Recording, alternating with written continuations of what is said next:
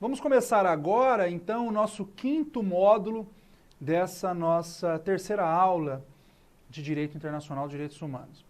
Vou tratar agora de um tema muito importante, que é o tema das leis de autoanistia e a justiça de transição. Leis de autoanistia e justiça de transição. Nós devemos entender, no primeiro momento, o que significa justiça de transição.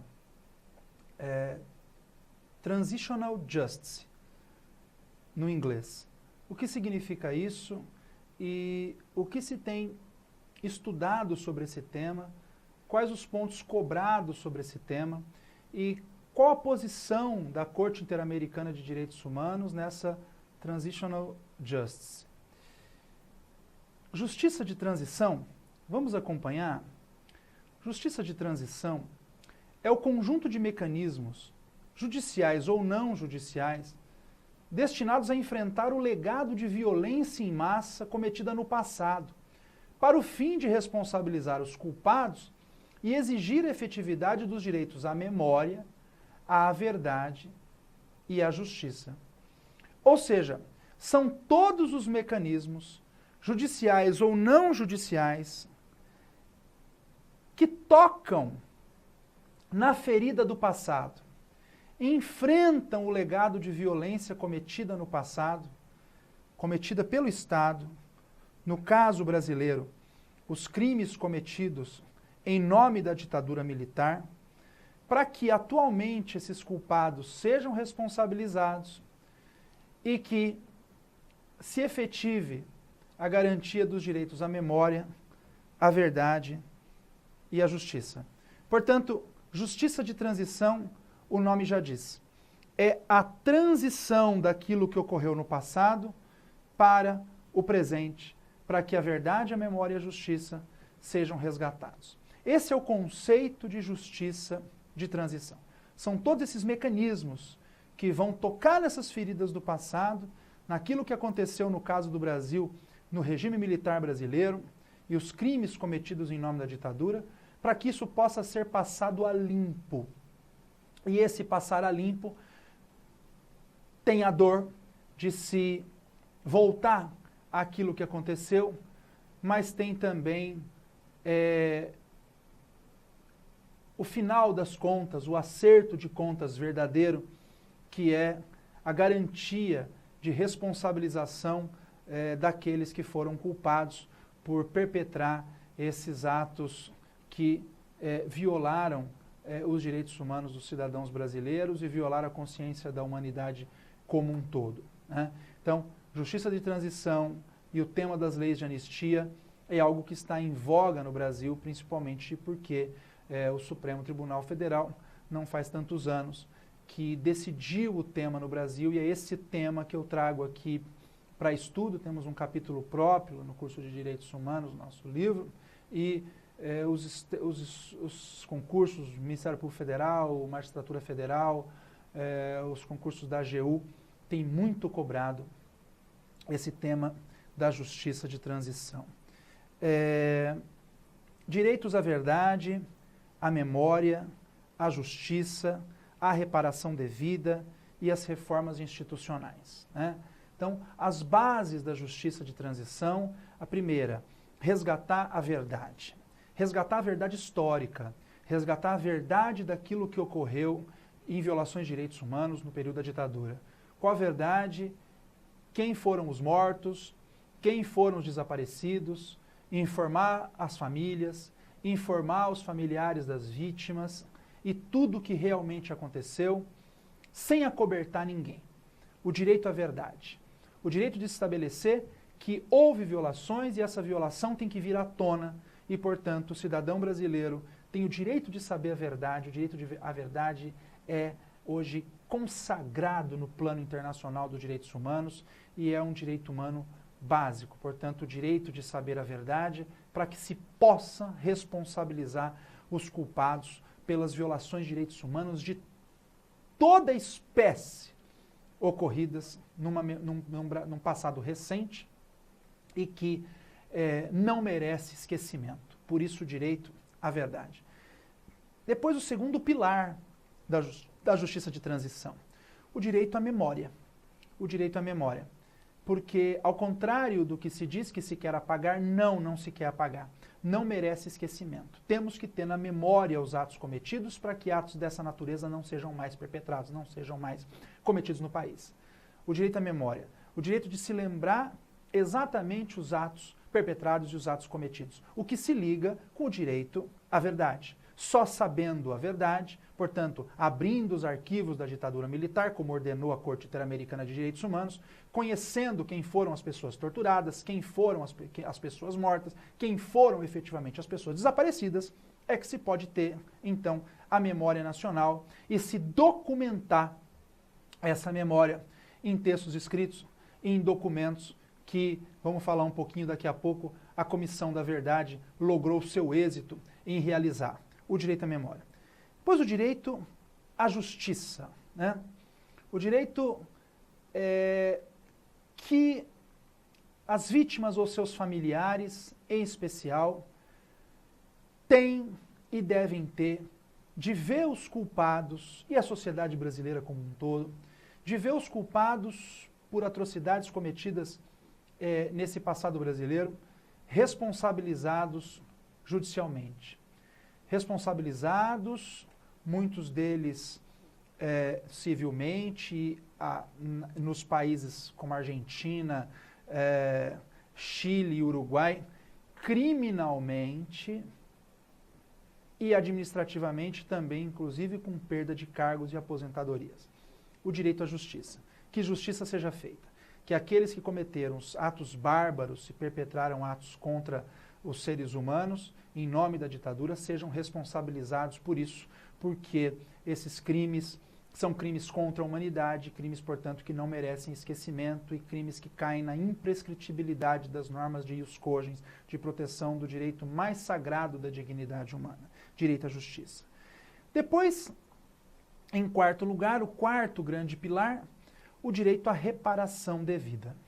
Reparar o mal causado e pagar as indenizações às vítimas, lograr êxito nas reparações e conseguir, ainda que a destempo, saldar a dívida que o Estado tem para com esses familiares que durante anos e anos e anos, pouquíssimos lograram êxito na justiça, descobrindo o paradeiro do seu irmão querido, do seu filho, do seu esposo, que foram mortos ou desaparecidos. As reparações devidas no âmbito do Poder Judiciário e também, por que não, no âmbito administrativo, os beneficiários das indenizações de anistia no Brasil. E as reformas institucionais, né? A reforma do Estado e a reforma da administração do Estado, para que exista um Estado com acesso à informação, um Estado com participação pública, um Estado com memória, um Estado com a verdade. Para isso necessitam de reformas institucionais e essas instituições devem estar abertas a um novo momento em que o cidadão tem direito de saber tudo aquilo que aconteceu e, portanto, a justiça de transição, ela cumpriria aí o seu papel de abrir um novo Estado, de se lograr êxito nas reformas institucionais, de saldar as indenizações que se tem para saldar com as vítimas ou seus familiares, resgatar o direito à verdade e resgatar o direito à memória. Bom, quando que começa tudo isso? Quando que começa essa discussão? Bom, toda essa discussão começa, né, com a edição, depois desse longo período de violações de direitos humanos, nesse passado brasileiro, na ditadura militar, começa então com a edição da Lei Brasileira de Anistia. Né? A Lei Brasileira de Anistia é a Lei 6.683 de 1979. 6.683 de 1979. O que a Lei de Anistia elencou e quais os pilares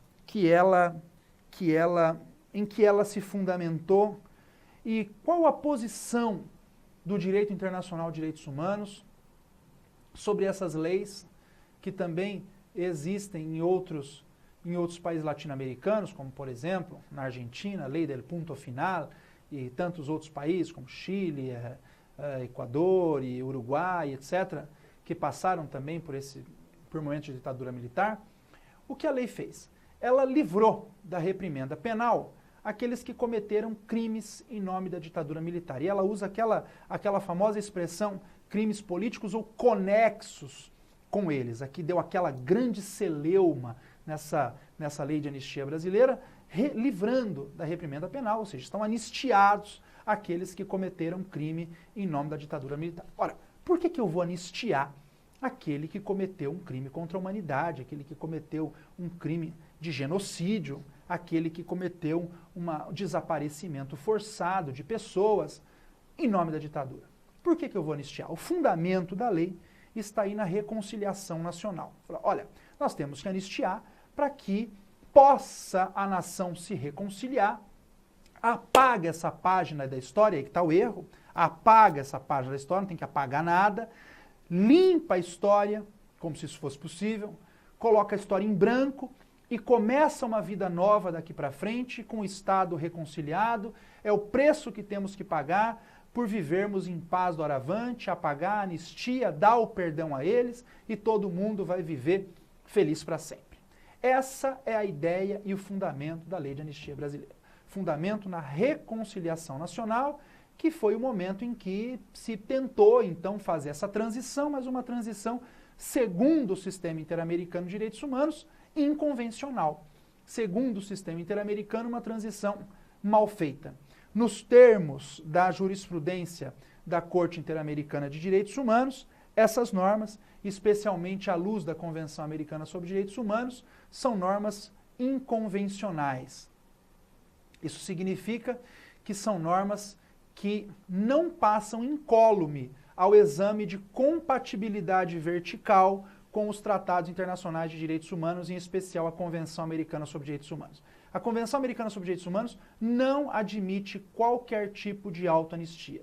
E ela vai dizer, se uma lei do Estado autoanistia o torturador, aquele que desapareceu forçadamente com pessoas, aquele que praticou genocídio, aquele que cometeu inúmeras mortes em nome da ditadura militar e que foi perdoado, foi anistiado, foi livrado da reprimenda penal em nome de uma reconciliação nacional, isso não vale nada para o direito internacional dos direitos humanos, porque para o direito internacional dos direitos humanos, essas normas violam os tratados internacionais de direitos humanos, porque não há perdão para aqueles que cometem crimes contra a humanidade, violam normas especialmente de ius cogens. São crimes imperdoáveis, são crimes imprescritíveis. Então, ainda que se tenha usado um fundamento que convenceu, parece que até o Supremo Tribunal Federal, já falo um pouquinho disso, naquela famosa ADPF proposta pelo Conselho Federal da OAB do Supremo, em que o Supremo valida, declara, portanto, constitucional, válida e com efeitos lícitos, segundo o Supremo, a lei de anistia brasileira, do ponto de vista, sob a ótica do direito internacional de direitos humanos, essa norma de anistia é inconvencional, porque é violadora dos princípios mais comezinhos do direito internacional dos direitos humanos, portanto, não passa incólume ao exame de convencionalidade. Deveria ter o Supremo Tribunal Federal controlado a convencionalidade da norma, declarado inconvencional a norma e não deixar chegar subsidiariamente, complementarmente, coadjuvantemente, como chegou a Corte Interamericana, para que ela, então, refaça o julgamento e diga que o Supremo Tribunal Federal deu uma decisão também inconvencional ao validar a lei de anistia brasileira. Portanto, não há dúvidas do ponto de vista, se há dúvidas do ponto de vista interno, se é constitucional ou não, e o Supremo entendeu ser constitucional, a lei brasileira de anistia, também com fundamento nessa reconciliação nacional, uma página virada da história, bola para frente, daqui para frente tudo vai mudar, vamos apagar esse passado, vamos ser felizes, vamos nos reconciliar, vamos nos amar todos e vamos viver em paz. Não, para o direito internacional de direitos humanos não tem essa reconciliação. O que existe é a ilegalidade de se perdoar aqueles que agiram em nome da ditadura militar. Eles merecem sim, segundo a Corte Interamericana de Direitos Humanos, a reprimenda do Estado e, portanto, ela tem autorizado a reabertura desses processos para a investigação dessas autoridades que estavam anistiadas de acordo com a decisão, de acordo com a lei e com a decisão recente do Supremo Tribunal Federal, né? E a jurisprudência da Corte Interamericana é interessante porque ela disse isso num caso contra o Brasil, chamado caso Gomes Lund e outros contra o Brasil, que foi julgado no final do ano de 2010. Esse é o famoso caso Guerrilha do Araguaia, né? 70 guerrilheiros na região do Araguaia, médio norte do estado de Mato Grosso, né?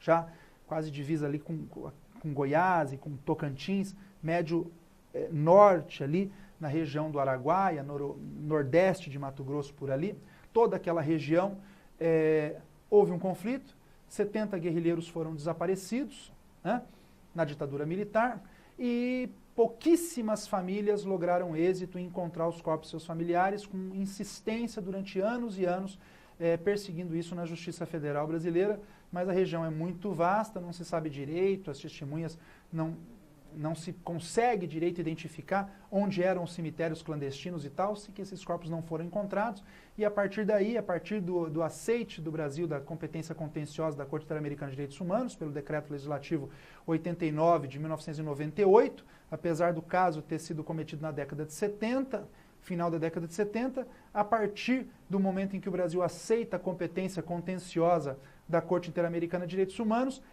os corpos continuaram desaparecidos, então se protraiu no tempo essa violação de direitos humanos e entendeu a Corte Interamericana, uma ação deflagrada pela Comissão Interamericana de Direitos Humanos, que a partir desse momento estaria então ainda acontecendo a violação de direitos humanos.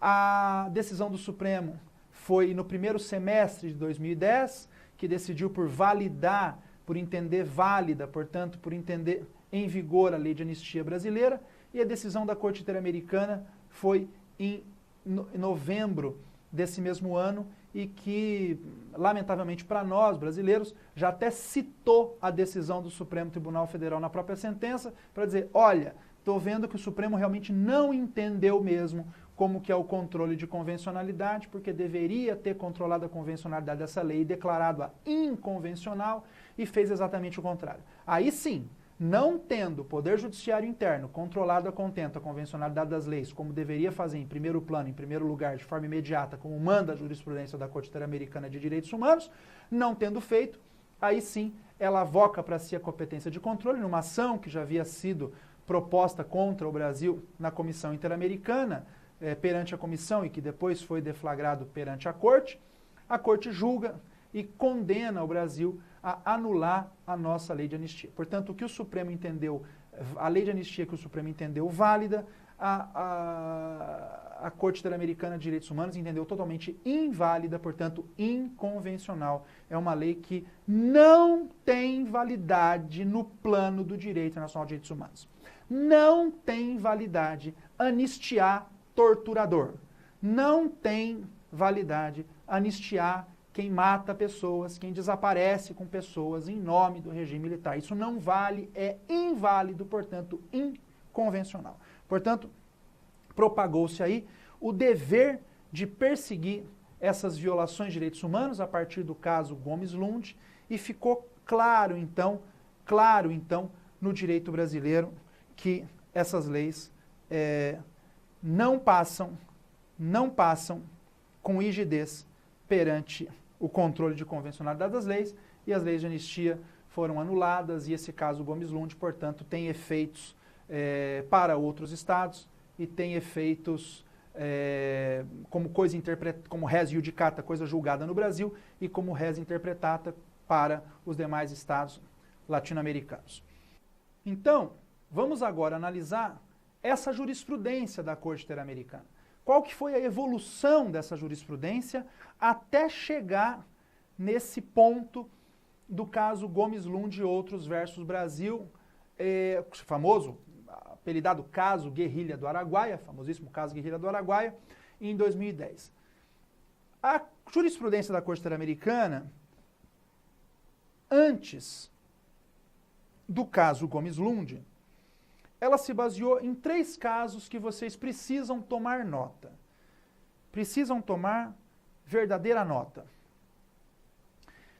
São eles: os casos Barrios Altos versus Peru, de 2001, Barrios Altos versus Peru, de 2001. Depois, 2 casos de 2006. O caso Almonacid Arellano e outros versus Chile, que já nos referimos, que foi inclusive o primeiro caso em que a Corte Interamericana disse que os estados devem exercer um tipo de controle de convencionalidade, foi firmando o controle de convencionalidade a partir daí, um caso importantíssimo tanto para a anistia quanto para a teoria do controle de convencionalidade das leis. E o terceiro caso, o caso Lacantuta versus Peru. Lacantuta versus Peru 2006. Em todos esses casos, vejam aí, em todos esses 3 casos, a Corte Interamericana de Direitos Humanos entendeu que uma lei que exclui responsabilidades e impede investigação de crimes como tortura, execução, desaparecimento forçado de pessoas, etc., perpetua a impunidade por cercear as vítimas o acesso à justiça. Em todos esses casos, a Corte disse, olha, toda lei que exclui responsabilidades e impede a investigação desses crimes, como tortura, execução e desaparecimento forçado, perpetua a impunidade e cerceia às vítimas o acesso à justiça. Portanto, são normas inconvencionais que violam os tratados internacionais de direitos humanos. E aí, então, vem o caso Gomes Lund versus o Brasil. O que aconteceu? A Ordem dos Advogados do Brasil ingressa com uma DPF, né, no Supremo Tribunal Federal para pedir que o Supremo, então, declare, né, a violação de preceitos fundamentais da Constituição, dessa lei anterior à Constituição. Não poderia entrar com uma ADI, porque não há inconstitucionalidade superveniente na jurisprudência do Supremo. A medida correta realmente foi a DPF, que serve para normas anteriores, também para uma das modalidades para normas anteriores à Constituição. Foi o caso da Lei da Anistia, que é do final da década de 70, nossa Constituição é de 88.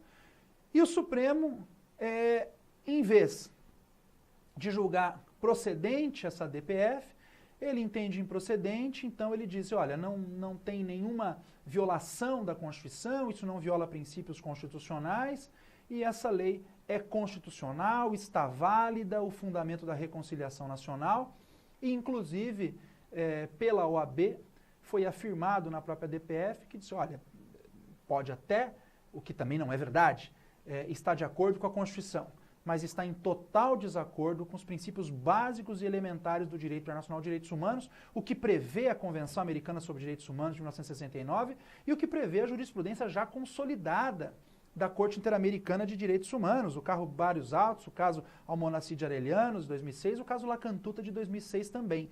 Então, não há falar-se na validade desse tipo de lei e o Supremo Tribunal Federal, infelizmente, validou. O que acontece, como já dito, é que a Corte Interamericana, em dezembro, invalida a lei de anistia e coloca responsabilidades para o Estado brasileiro.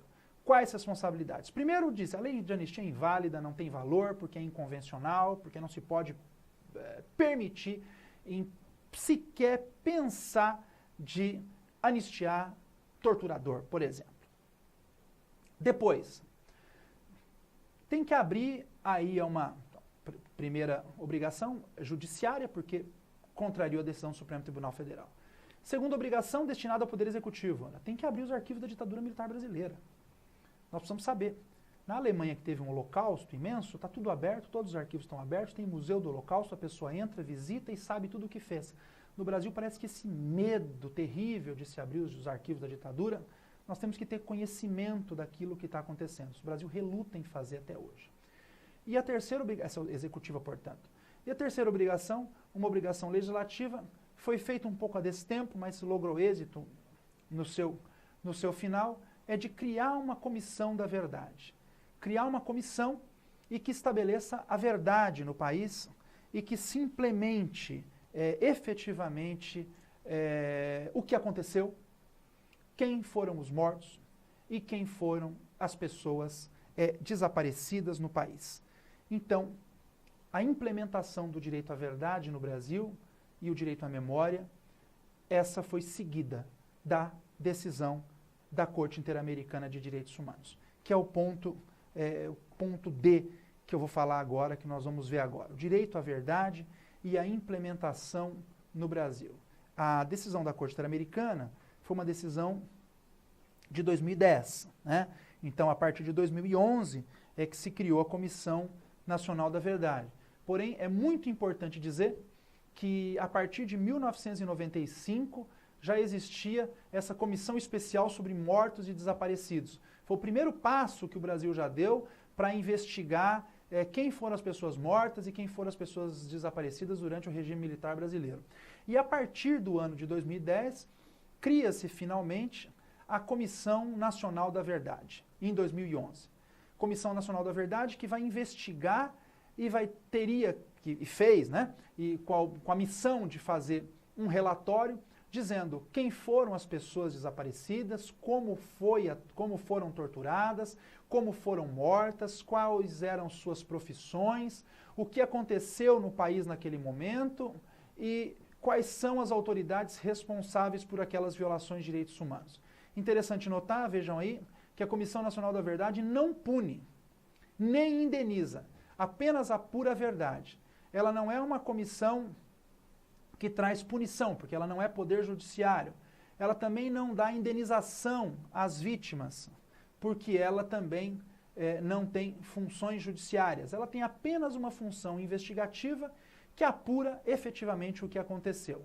E então, no dia 10 de dezembro de 2014, 10 de dezembro é uma data emblemática para o direito internacional, porque 10 de dezembro de 1948 foi proclamada em Paris a Declaração Universal dos Direitos Humanos. Então, 10 de dezembro é sempre a data dos direitos humanos, porque é a data do aniversário da Declaração Universal dos Direitos Humanos, 10 de dezembro. Então, dia 10 de dezembro de 2014, no prazo, então, estabelecido pela lei, a Comissão da Verdade publicou e deu a resposta que a sociedade esperava, apresentou o seu relatório final com 3 volumes que você consegue baixar o PDF no site do Ministério da Justiça. Você entra no link da Comissão Nacional da Verdade e lá dentro tem os 3 relatórios que foram publicados e está lá disponível para todo mundo que quiser baixar gratuitamente, com os nomes de todas as pessoas desaparecidas, como foi a perseguição, como foi a tortura, como foi a morte,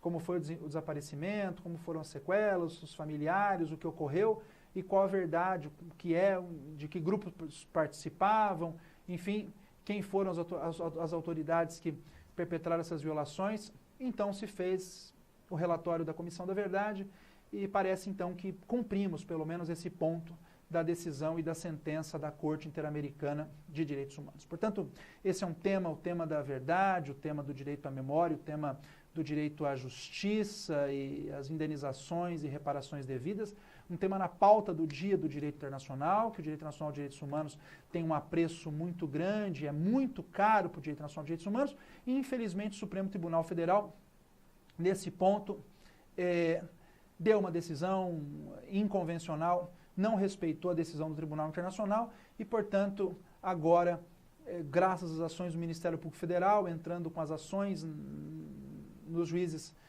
federais de piso, espera-se que possa chegar novamente ao Supremo via recurso extraordinário a decisão do tema para que o Supremo, novamente provocado agora com essa nova decisão da Corte Interamericana de Direitos Humanos, possa rever o seu posicionamento e possa, também partidos políticos, como o Partido Solidariedade tem proposto ADPFs no Supremo em razão dessa decisão da Corte Interamericana, para que o Supremo possa rever o seu posicionamento e efetivamente dizer que a lei de anistia brasileira é inválida e revogar, no final das contas, a sua decisão que prolatara em meados do primeiro semestre de 2010. Esse, portanto, o tema do direito das leis de anistia e justiça de transição. Fechamos, então, aqui o 5º módulo dessa terceira aula de direito internacional de direitos humanos.